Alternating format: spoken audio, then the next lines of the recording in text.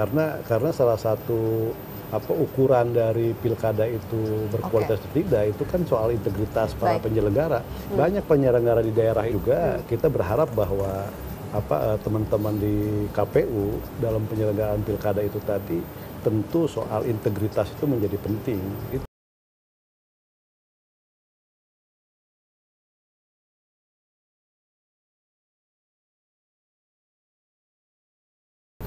Itu kan punya keberpihakan yang secara terang-terangan terhadap salah satu pasangan dan sebagainya. Ini juga yang membuat salah satu menciderai dari kualitas pilkada itu sendiri. Terakhir, Mas Didi?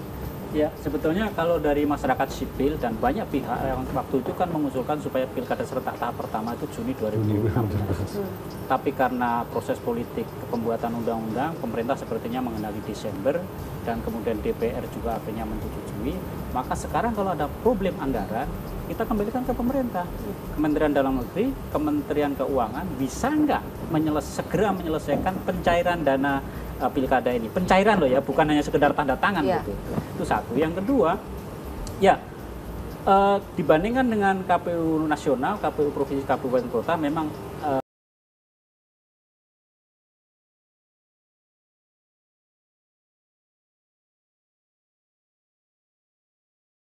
nasional. Oleh karena itu semua kekuatan politik, partai politik, calon dan juga masyarakat sipil di daerah agar penyelenggaraan pilkada serentak Desember 2000 urusan integritas masih ada masalah. Karena memang tingkat kontrol ke provinsi, kabupaten, kota ini kan tidak sedahsyat di level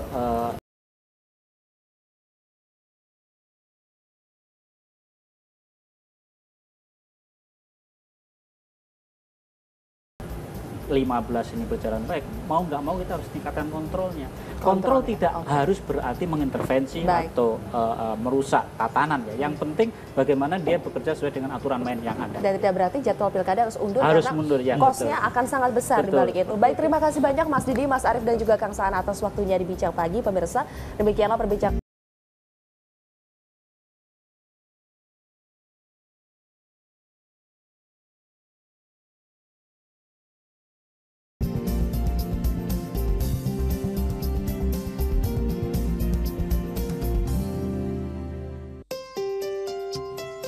Kami semoga bermanfaat untuk Anda. Saya Zilvia Iskandar undur diri.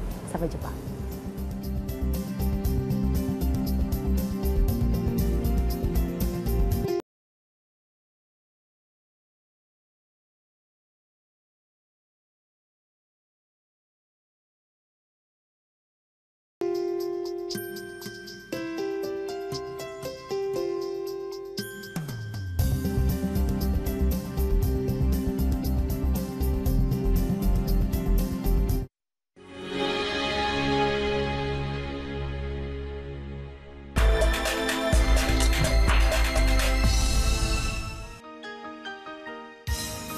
Accor merupakan operator hotel terkemuka di dunia yang mengoperasikan lebih dari 3.700 hotel di 92 negara.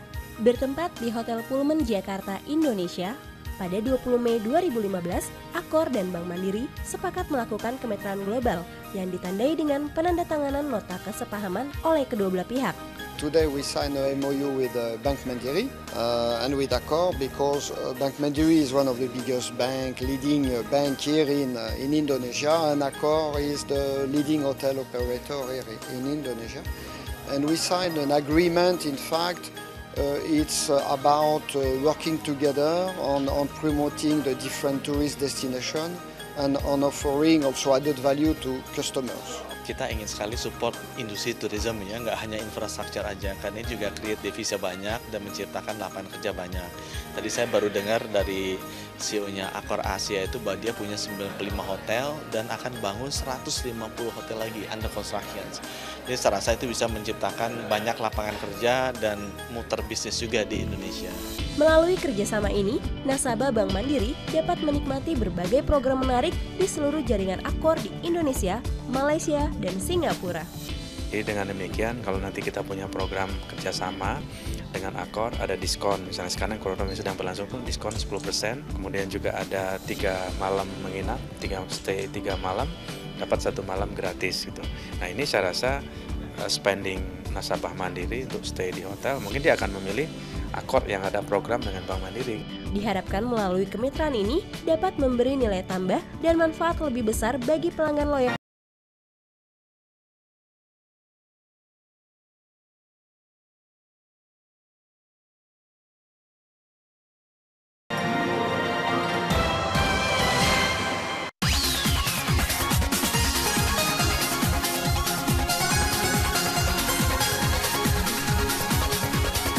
Kedua perusahaan.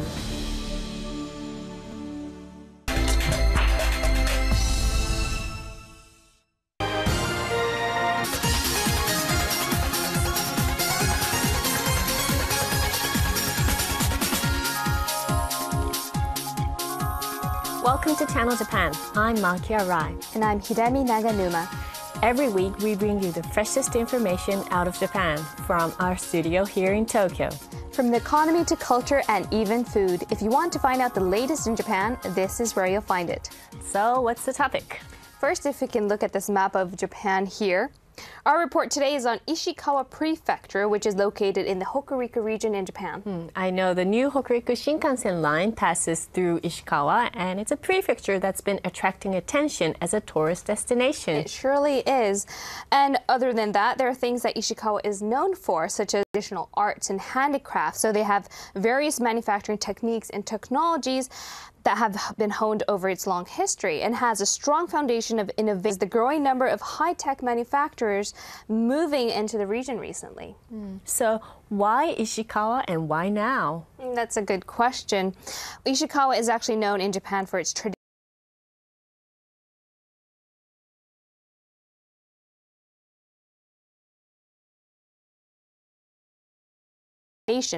And also, they have strong work ethic of local residents and has been instrumental in building the manufacturing industry in the prefecture. Also, they say the fact that Ishikawa isn't on the Pacific Ocean coast, where a lot of Japanese manufacturers are located, but on the Sea of Japan coast is another advantage. Yes, that's a factor in helping mitigate risks in the event of an earthquake or tsunami that we saw in 2011. And with many Japanese companies starting to shift their production back in Japan, manufacturing is undergoing a transformation in such regions. Take a look.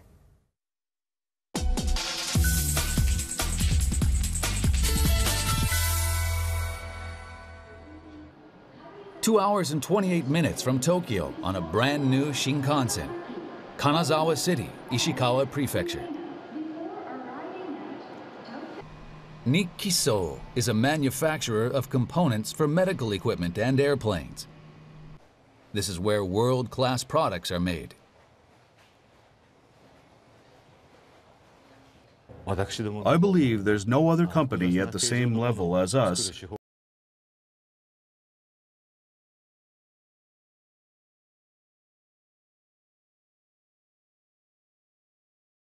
jet engines.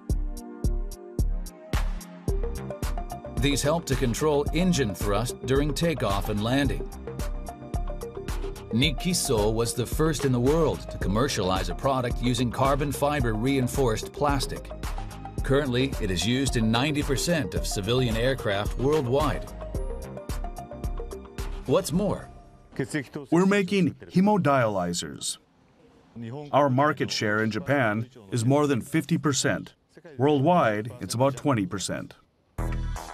the company will move production of such medical equipment and aircraft use components from Makinohara, Shizuoka Prefecture to Kanazawa and start full-scale operations next month.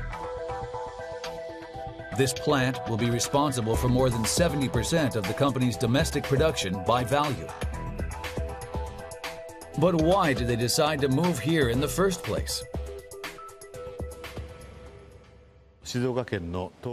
There's a more than 80% chance of a major earthquake in the Shizuoka region in the next 30 years. It would be a problem if we aren't able to make products needed to save lives. Earthquake-related risk diversification. The possibility of an intensity 6 or bigger earthquake in the next 30 years is estimated to be higher on the Pacific Ocean coast than on the Sea of Japan coast. The possibility of a major trembler in Kanazawa is said to be about 7%. Another factor is that expenses for electricity needed to run the factory are about 20% lower than other regions. Hydropower makes up a large proportion of the local utility company's energy mix.